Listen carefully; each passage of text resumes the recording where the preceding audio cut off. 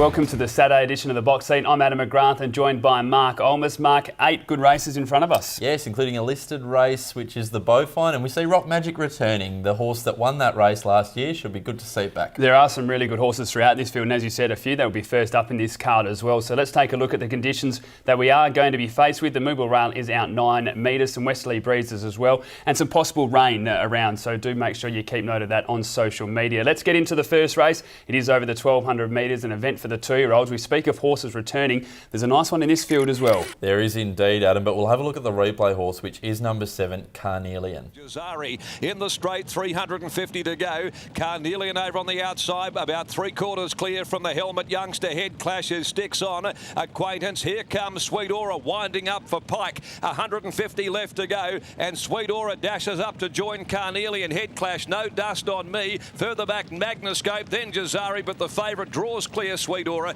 Too good for the... Really strong performance there by Carnelian last start behind Sweet Aura, and of course we saw Sweet Aura come out and win comprehensively on Wednesday at Belmont Park as well. So those form lines are holding up. Of course, related to Fireborn as well, which we know is a good sprinter for the same stable as a 2-year-old. Bit of a question mark here around the 1,200 metres, but I think conditions are going to suit on-speed runners, and I give Carnelian a really good chance. Yeah, as you mentioned, Adam, those form lines behind Sweet Aura, they're holding up everywhere, and Sweet Aura came out again on Wednesday and blitzed that field by a lot, by about 3 or 4 lengths there. One of the returning gallopers we've got a couple, but the first of them is the Celt. Now, Vaughan Sigley has this galloper now from George Dupre, I'm pretty sure, and look, this showed plenty of promise, beating Stored Energy at the start of the year, and then running not too far behind the river. It was a really cheap buy, this one. Off the top of my mind, I think it was about $5,000 that Vaughan Sigley paid for this galloper. He gave it to George Dupre because it had plenty of issues. It was a bit of a head case, as they put it, and George Dupre's done a lot of work to get this galloper to the track.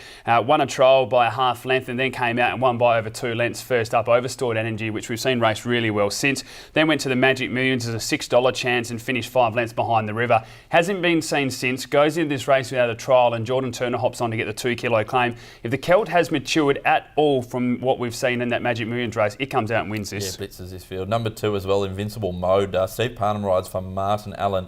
This colt by I Am Invincible, and it has good form lines as well behind Dainty Tess. Well, the one thing we know that with Carnelian and Invincible Mode in the race, there's going to be plenty of speed. We've seen that with Invincible Mode before. Was able to lead throughout and just faded late again. A bit like Carnelian. That's just my only concern here. We'll be fitter for that run, but the 1,200 metres may be a stress. But I'm going to go with number 1, the returning horse, the Celt, from number 7, Carnelian, 2, Invincible Mode, and 8, I Am Boudica. Yes, I've got the 1 on top as well, Adam. This the Celt from 2, Invincible Mode, number 7, Carnelian, and number 8, I Am Boudica.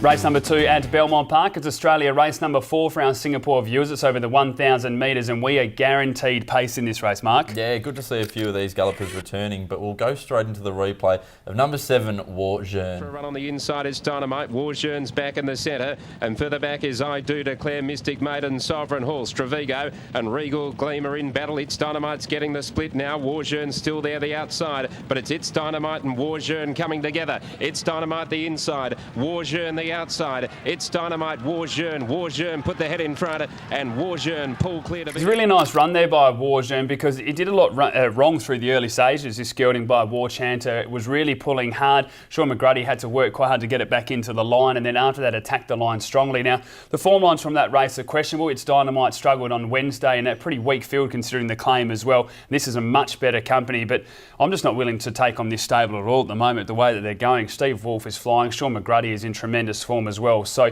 with the speed in the race, I think it'll be a lot more suited Warjeune. Should be able to get a nice spot and then be able to show that turn of foot late again. Yeah, Kate Fitzgerald didn't want to let Sean McGrady in on Warjeune that occasion, but got in and released the soft track really. It ran a really nice race. In the race we've also got number 2, Sovereign Hall. Those form lines are very, very good. It came to Saturday and proved that it's a little bit better than that Wednesday class. Well, like its win 2 starts ago, this may be the perfect race for Sovereign Hall because of the speed in the race. We've seen horses like Recall, 3 Votes, Tommy Who, War in Paris even. They can all go forward and at a good pace as well. So Sovereign Hall is going to be struggling early. Peter Nutt could be riding the ears off this horse just to go with him through the early stages, but that may suit over the closing stages like we saw when it won, as I said, 2 starts ago over the 1,000 metres. So I won't be ruling out Sovereign Hall in this race. Another one of the speed horses here, number 5, 3 Votes from the Ganjimi yard. Now, this horse's trial was impressive and it looked ready for the races. Yeah, it certainly does. This is a horse that went fresh. It does run some quick times and is pretty impressive as well. Last campaign won a trial trial by 8 lengths over Juventus, which we know is a nice Saturday type as well. Then came out and won by 2.5 lengths over Pinzer, beat Wargold by 3 lengths as well, and then just struggled when being beaten by Mystic Maid. Now, the recent trial about You're Rummin by 3.5 lengths. We saw that horse come out and win comprehensively on Wednesday too, and then Steve Wolf talked that galloper up that it could be the next Mr. Utopia in the stable. You read into that, and this horse is going to be very hard to beat. And it's on top for me. Number 5, 3 votes from 2 Sovereign Hall, 9 War in Paris, and 3 Glitterbelt. Yes, I've got the 5 on top as well, Adam. 3 votes from the 4 Recoiled, 7 Warjearn, and 2 Sovereign Hall.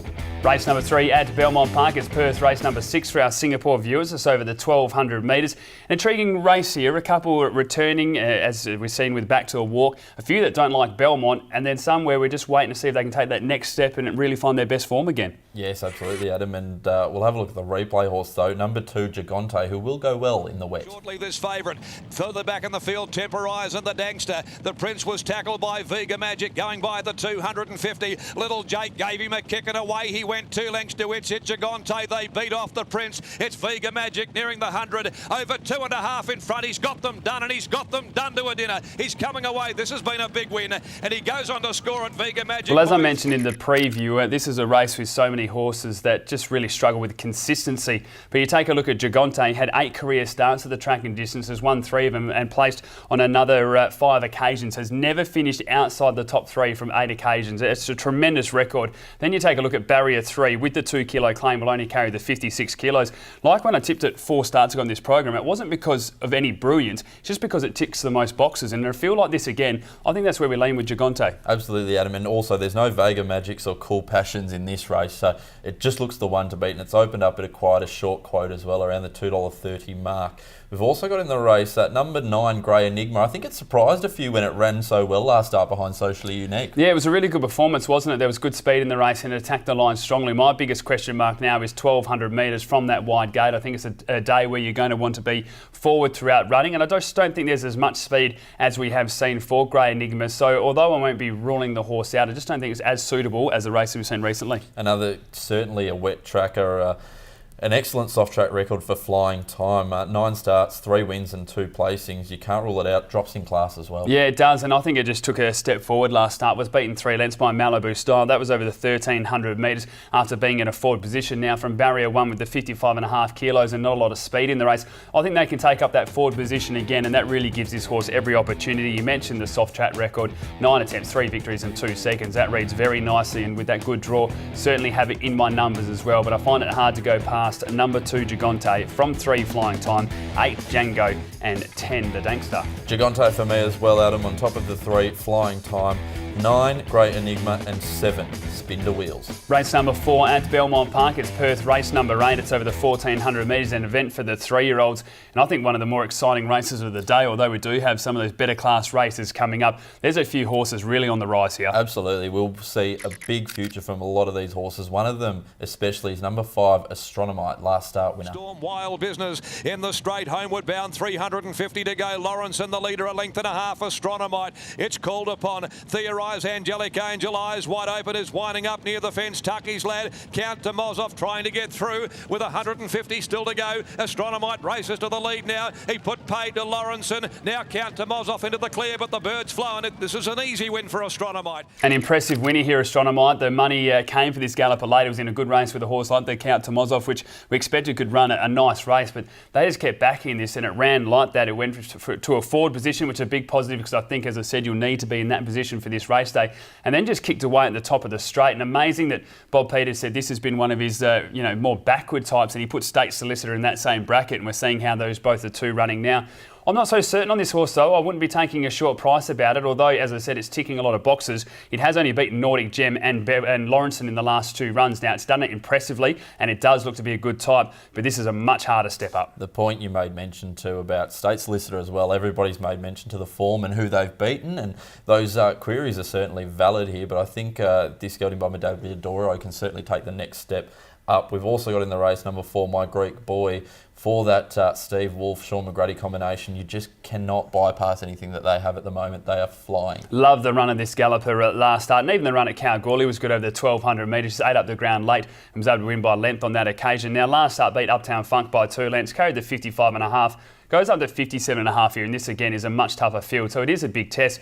But I think from barrier 9, this horse has just got a lot of ability. The extra 100 metres will really suit. I think he can jump out of the ground late and win this race. Another one who I was really keen to have in my numbers was number 2, Fremont from the Neville Parnham yard. Now, I actually really wanted to have it on top, Adam, as we were saying off air. But you look at those form lines behind Pretentious Chant, who went on to run some really nice races, and then we have Uptown Funk as well. Those form lines are good enough to win this. Yeah, they really are. It was only beaten 2 lengths by Black Dynamite last campaign as well, which came out and won first up on Wednesday. So they are really strong, and that's the problem with this race. You can almost make an excuse for every single runner here, and if they get everything going their way, they could win the race. It is that open. Barrier 3 gets a lovely run throughout, has place at the distance, also place on a soft track as well. So I can understand your light there for Fremont as well, but as I said, in a really open race, I'm going to go with number 4, My Greek Boy. From number 7, Alora May, 1, the Blue Nipper, and 5, Astronomite. I'm going the Peters runner on top here. Number 5, Astronomite. From the 4, My Greek Boy. 2, Fremont, and 7, Alora May.